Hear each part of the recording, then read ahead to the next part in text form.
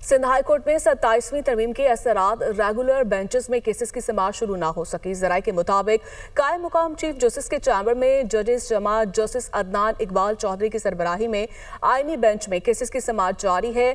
आईनी बेंचेस के सरबराह जस्टिस के आगा आज अदालत नहीं आए हैं। इसी पर मज़ीद बात कर लेते हैं।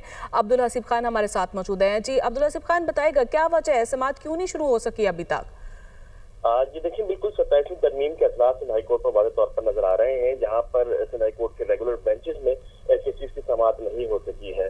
जराये हमारे ये बताते हैं कि जो रेगुलर बेंचेस के जजेस हैं वो कायम मुकाम चीफ जस्टिस के चैम्बर में मौजूद हैं, जबकि सिर्फ आईनी बेंच अदनान इकबाल चौधरी की सरबराही में मौजूद है, वो केसेस की जो है वो समाअत कर रहा है, जबकि दीगर रेगुलर बेंचेस जो है वो उन्होंने समाअत अभी तक शुरू नहीं की है।